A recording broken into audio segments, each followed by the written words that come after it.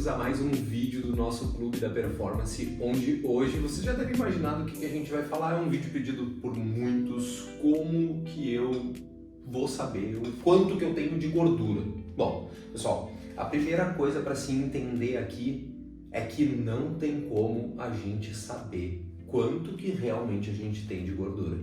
Calmem, até o fim desse vídeo vocês vão entender o porquê disso, mas é imprescindível que vocês entendam que, acima de tudo, não existe nenhum método 100% confiável no que diz respeito a entender quanto uma pessoa tem de gordura. Antes de mais nada, agradeço muito a participação de vocês. Não se esqueçam de se inscrever no nosso canal do Clube da Performance para não perder nenhum vídeo como esse que vocês vão assistir aqui hoje. Além disso, não se esqueçam de todos os nossos produtos voltados para praticantes de esporte e exercício físico que se encontram aqui no link da legenda. É só vocês procurarem e encontrarem os nossos produtos, bem como orientações gratuitas que vocês vão ter no nosso canal aqui a todo momento. Bom, para fazer esse vídeo eu conto com o apoio da nossa querida Prime Med, que cedeu esse lindo adipômetro pra gente, onde aqui eu vou explicar para vocês da onde que sai a ideia, por exemplo, de quando tu vai no nutricionista, chega no nutricionista ou chega no profissional de educação física ou outro profissional da saúde que avalia a tua composição corporal e de lá tu sai com a seguinte informação: ó, tu tem tanto de massa magra, tu tem tanto de gordura, tu perdeu tanto de gordura, tu ganhou tanto de gordura. Bom, vamos lá. Como eu mencionei para vocês, o primeiro ponto é entender que só existiria, um método altamente replicável e que a gente poderia dizer para uma pessoa com 100% de certeza o quanto ela tem de gordura. Esse método eu sugiro que vocês não façam, que é, pessoal, é a dissecação de cadáver. A única forma de realmente saber o quanto uma pessoa tem de gordura dentro do corpo dela é basicamente abrindo aquela pessoa, pegando a gordura, colocando numa balança e pesando a quantidade de gordura. Então vamos lá. Partindo desse pressuposto, a ciência criou, aí há mais de 60, 70 anos de investigação, métodos que possam pelo menos tentar reproduzir o que se assemelha a uma dissecação de cadáver. Para isso, a gente criou os primeiros métodos que a gente chama de métodos de medição direto da composição corporal, certo? Que seria unicamente a dissecação. Baseado na dissecação, principalmente em estudos mais longevos, onde literalmente se abriam cadáveres e entendiam uma composição corporal humana, se criou modelos que a gente chama de modelos indiretos de avaliação de composição corporal. A gente pode citar aqui, por exemplo, métodos mais antigos, como a pesagem hidrostática, onde basicamente o sujeito era submerso em água e com base no princípio de Arquimedes, relacionado a volume, etc., e superfície corporal, se chegava a uma estimativa mais fidedigna do que seria a composição corporal daquele paciente.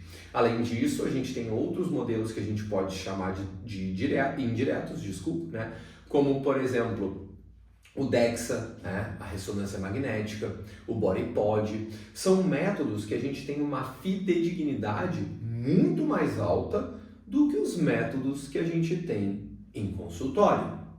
Quais são os métodos que a gente tem classicamente disponíveis em consultório? A gente tem o ultrassom, que eu tenho aqui no meu consultório, a gente tem a bioimpedância, que eu tenho aqui no meu consultório, e a gente tem a adipometria, que dos três métodos que eu citei, claro, a gente tem aparelhos de bioimpedância com diferentes valores, do mais caro até o mais barato, mas dentro dos métodos que eu citei aqui, a gente sabe perfeitamente que a nossa adipometria será o método mais barato para o nutricionista, para o profissional que vai buscar entender a avaliação de composição corporal.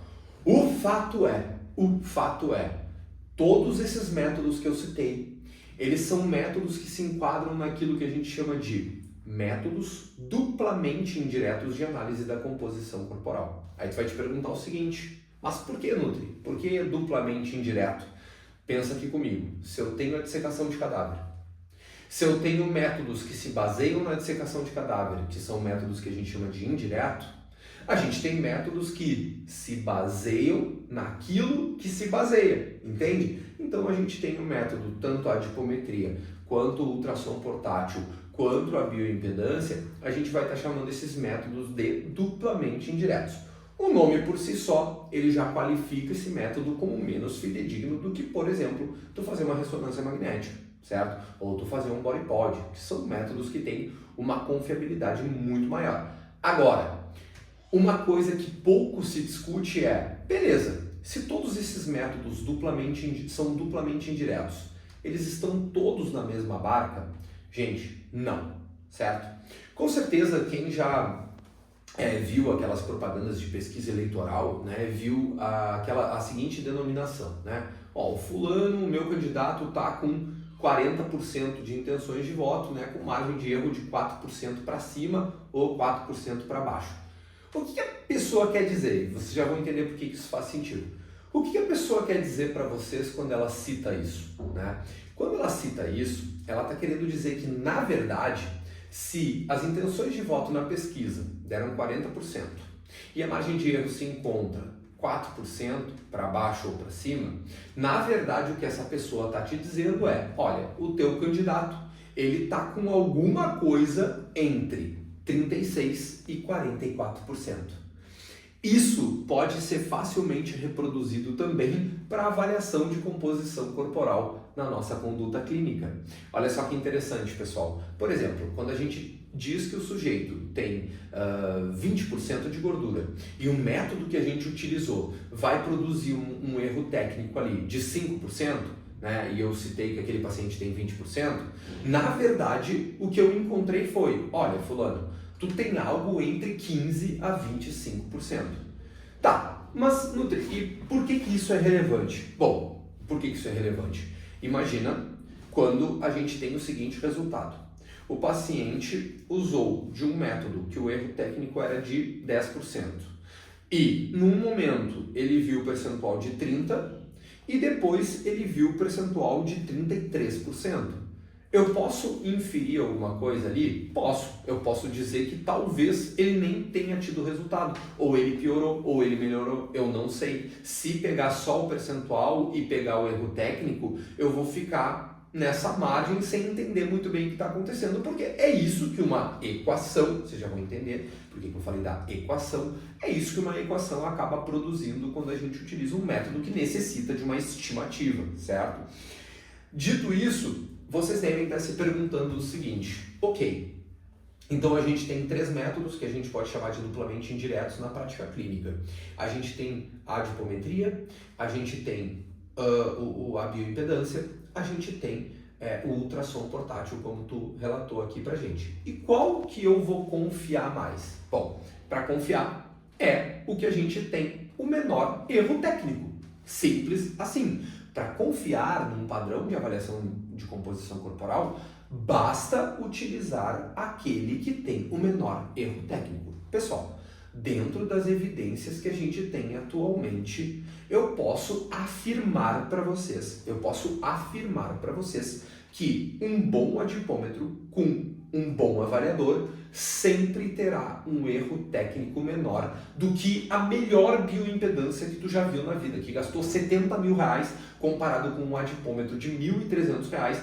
Ainda assim, um bom avaliador terá um erro técnico muito menor aqui. Isso pode soar muito estranho, porque normalmente a gente, né, utiliza a via de financeiro, né? Se é muito mais caro a bioimpedância, então óbvio que ela reproduz muito melhor. Bom, pessoal, em avaliações gerais que a gente tem dentro da ciência, o ultrassom ele não é tão alto o erro técnico, mas ainda assim vai acabar perdendo para o adipômetro, né? E a bioimpedância, a gente tem estimativas onde esse erro técnico pode chegar a 11, 12%, enquanto que na adipometria esse erro técnico pode ficar ali em torno de um bom avaliador, em torno de 3, 4%. Então, obviamente, entre uma escolha, a gente vai optar pela adipometria. Nutri, eu sou nutricionista, eu sou médico, eu sou recém-formado aqui, e então quer dizer que tu tá me chamando de burro porque eu uso uma bioimpedância? Não, pessoal, eu acabei de citar que eu tenho uma bioimpedância aqui. O que eu tô trazendo são fatos, certo? E agora eu vou subir um degrau na explicação. Então vamos lá. A gente somou tudo aqui, né? E a gente entendeu que a melhor forma é utilizar o adipômetro porque o erro técnico acaba sendo menor e tal. Beleza. Dito isso, quando a gente usa o adipômetro, o que acontece para a gente entender a tua avaliação de gordura, tá? Para ver quanto tu tem de gordura. Basicamente, com esses dados aqui, a gente joga o teu peso, a gente joga o teu sexo e a gente joga a tua idade, tá? Para uma equação que ela me devolve o que seria a tua densidade corporal. Essa densidade corporal entra em uma outra estimativa, que vocês não precisam saber nada mais além disso, porque quem vai manusear isso é o nutricionista, certo? Ou, enfim, o profissional que vai te avaliar. E dentro dessa estimativa a gente vai jogar esses valores, os valores vão nos retornar dizendo, ó, o fulano tem 100 quilos e 30% de gordura. Se ele tem 100 quilos e 30% de gordura, logo ele tem 30 quilos de gordura. Se ele tem 30 quilos de gordura, o que a gente sabe, pessoal? Tudo que não é gordura é massa magra. Dito isso, ele tem 70 quilos de massa magra. Vamos quebrar outro mito aqui. Massa magra, logo, é tudo que não é gordura. Pessoal, muitos de vocês, quando olham esses valores lá de uma avaliação para outra, passou 30, 40 dias, vocês vão olhar a avaliação e vão dizer assim, meu Deus do céu, eu perdi 500 gramas de massa magra, como se fosse uma coisa absurda de acontecer. Primeira coisa que você tem que entender, por exemplo, no emagrecimento, existe uma expectativa real de que o sujeito perca massa magra. É uma expectativa natural, onde do 100% se acredita que cerca de 20 a 25% será proveniente de massa magra. Massa magra é essa que, como eu falei, na análise de composição corporal, massa magra, pessoal, é tudo que não é gordura. Ou seja, massa magra é músculo? É músculo. Mas massa magra também é água, também são as vísceras, né? Órgãos, é o esqueleto, né? A nossa densidade mineral óssea. Ou seja, nem sempre perder massa magra significa que tu perdeu músculo, beleza? Agora, um macete muito importante. Essa perda de massa magra, por exemplo, durante o processo de emagrecimento, não pode extrapolar 25%. Então, por exemplo, se tu perdeu 10 quilos, não é muito legal que 2,5 quilos para mais seja de massa magra. A gente vai tentar que pelo menos 75% da perda seja proveniente de gordura, beleza? E vamos para análise complementar da coisa. Bom, aí vocês receberam a informação, etc, de quanto tem de gordura, etc. E quando vocês usam uma bioimpedância ou um adipômetro, vocês vão ver duas diferenças extremamente relevantes, certo? Uma delas é entender o porquê que a bioimpedância falha tanto. E para mim a explicação é muito fácil. Vamos lá. Bioimpedância é uma impedância bioelétrica, ou seja, passa uma microcorrente do nosso corpo. Todo mundo lembra, né, do ensino médio, biologia clássica, os nossos tecidos têm condutividades diferentes. Tendo condutividades diferentes, o que acontece? A água conduz diferente da gordura, certo? Então, por exemplo, na bioimpedância, se tu fez mais xixi, menos xixi, mais cocô, menos cocô, tomou remédio, não tomou remédio, fez exercício ou não fez exercício, tudo isso vai interferir drasticamente na tua avaliação com a bioimpedância. Tanto é que vocês podem fazer o teste em casa. Vão avaliar de manhã na bioimpedância, vai avaliar de tarde, vai dar uma diferença de 10% de gordura. E aí vocês vão se questionar, peraí, 10% de gordura numa tarde eu acho que é meio impossível, né, galera? Então, a bioimpedância, nesse sentido, especialmente para praticantes de exercício físico, né, ela acaba sendo muito falha. E aí a gente vai para o segundo ponto de análise complementar, muito importante, pessoal, muito importante mesmo, que é o seguinte: vocês viram eu falar de equações e estimativas. Então a gente passa por equações, a gente passa por estimativas, mas o adipômetro ele tem uma vantagem adicional. Ele vai nos dar, por exemplo, marcadores. Vocês viram que eu falei indireto toda hora? Eu vou falar agora de marcador direto. Como assim, Nutri?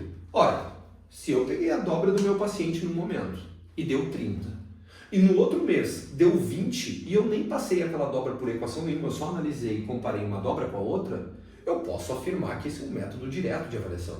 Então, por exemplo, uma das coisas que vocês devem fazer quando analisam uma avaliação que fizeram em vocês é, além de analisar então a composição através de estimativas, sempre se valer da adipometria tá? Circunferências e sempre, pessoal, fotos de acompanhamento. Então, se tu tem fotos, adipometria e circunferência, tu tem o serviço completo, certo? Melhor do que isso, só se tu entrar em um dos nossos serviços de consultoria do Clube da Performance.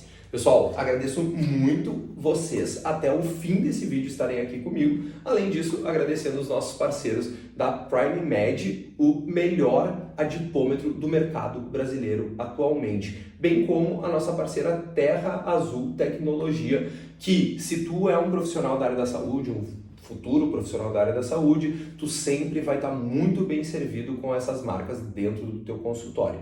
De novo, agradeço muito a presença de vocês. Não se esqueçam, participem do Clube da Performance. Lá a gente tem de orientações gratuitas até consultoria premium, para levar do zero até performar de fato. Então, se tu busca emagrecimento, hipertrofia, recomposição corporal e performance, pratica esporte ou exercício físico, tu tem que acompanhar o nosso Clube da Performance. Tudo aqui na descrição da legenda. Um abração, beijão e até o próximo vídeo.